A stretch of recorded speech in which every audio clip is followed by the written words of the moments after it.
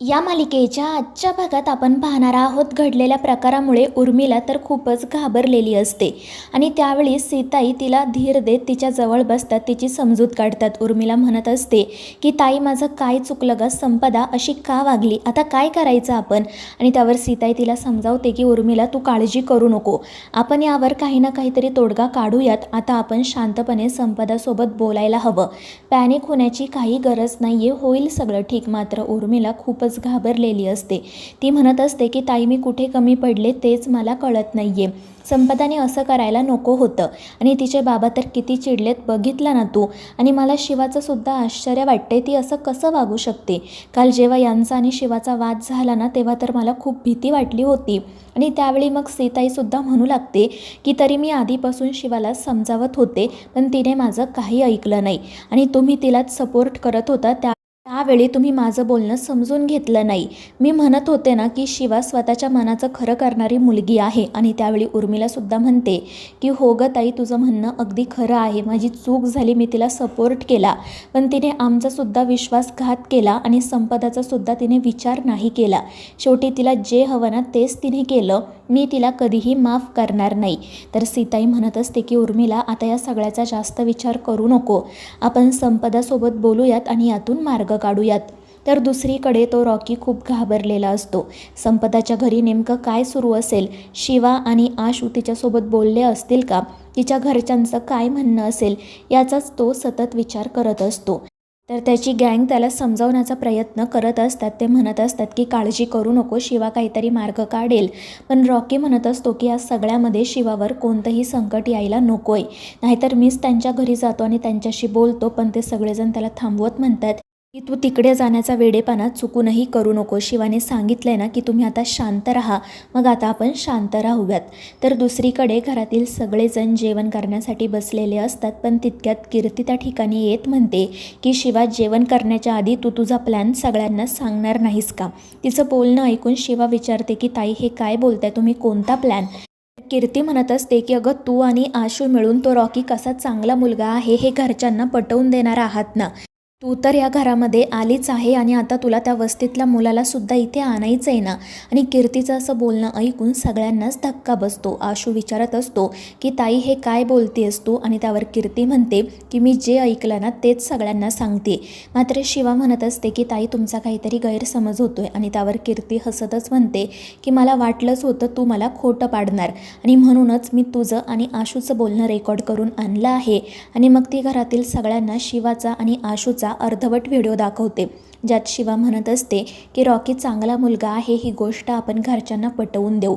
आणि तितकंच ऐकून घरातील सगळेजण शिवावर चिडतात.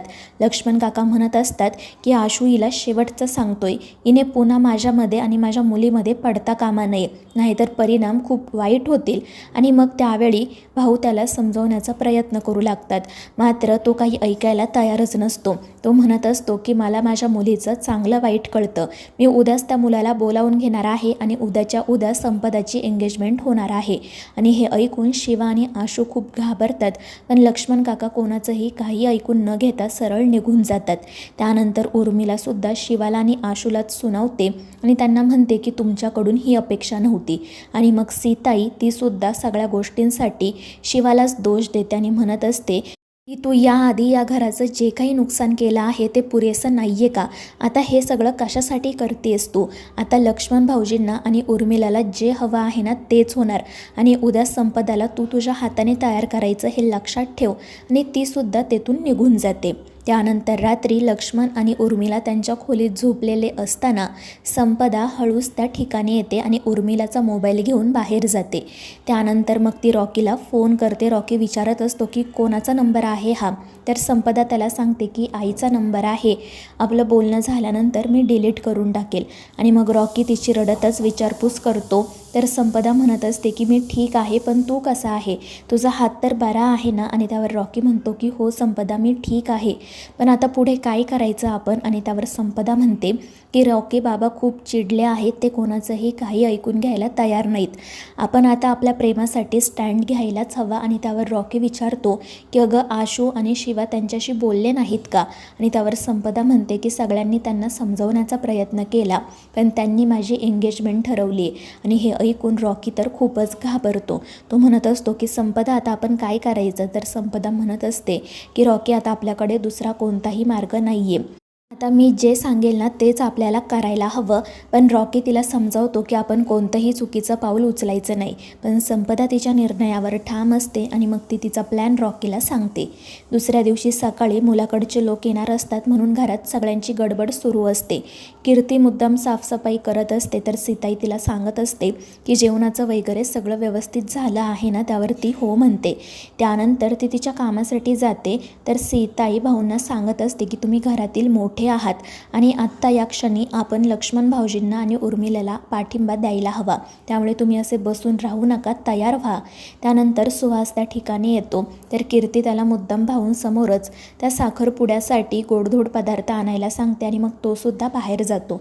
त्यानंतर शिवा आणि आशू भाऊंकडे येतात. ते भाऊंना काहीतरी खाऊन पिऊन घ्या असं म्हणत असतात पण भाऊ त्यासाठी नकार देतात. ते म्हणत असतात की आपल्या घरात जे सुरू आहे ते मला पटत नाही. तितक्यात उर्मिला त्या ठिकाणी येते आणि शिवाला सांगते की जा आणि संपदाला साखरपुड्यासाठी तयार कर. त्यावर शिवा हो म्हणते आणि आतमध्ये जाते. तर इकडे लक्ष्मण भाऊंना साखरपुड्यासाठी तयार व्हायला सांगतो. त्यामुळे नाईलाजाने भाऊ तयार होण्यासाठी जातात. त्यानंतर संपदा रडतच शिवाला म्हणू लागते की वहिनी तू आणि दादाने सांगितलं म्हणून मी या साखरपुड्यासाठी होकार दिला, पण मला हा साखरपुडा नाही ग करायचा. तर शिवा म्हणत असते की संपदा आता आपल्याला हा साखरपुडा करावाच लागेल आणि तू काळजी करू नको. साखरपुडा झाला म्हणजे लग्न होईलच असं नाही ना. उलट तुझे बाबा शांत होतील आणि आपल्याला त्यांच्याशी व्यवस्थितपणे बोलता येईल. मात्र संपदा म्हणत असते की मला तसं काही करायचं नाही आहे. माझं रॉकीवर प्रेम आहे, मी त्याच्याशीच लग्न करणार. पण शिवा कशीबशी तिची समजूत घालते आणि मग बाहेर जाते. परंतु संपदा म्हणत असते की मला माहिती आहे कोणी काही बोललं तरी बाबा कधीच रॉकीचा स्वीकार करणार नाहीत. त्यामुळे आता मी जे ठरवलं आहे ना तेच करावं लागेल. आणि मग ती सगळ्यांची नजर चुकवून बाल्कनीमध्ये येते. ती आधी बाल्कनीतून तिची बॅग खाली टाकते. त्यानंतर तिची ओढणी एके ठिकाणी बांधते आणि मग त्या ओढणीला पकडूनच ती खाली उतरते. खाली उतरल्यावर ती म्हणत असते की आई बाबा मला माफ करा पण माझ्याकडे दुसरा पर्याय नाही आहे. आणि मग ती तेथून पळून जाते. दुसरीकडे जेव्हा शिवा तिच्या खोलीत जाते तेव्हा संपदा खोलीत नाही आहे हे बघून ती खूपच घाबरते. तर मित्रांनो, या मालिकेच्या पुढील भागांमध्ये आपण पाहणार आहोत शिवा आणि आशू घरात सगळीकडे संपदाचा शोध घेतात पण त्यांना संपदा कुठेही सापडत नाही.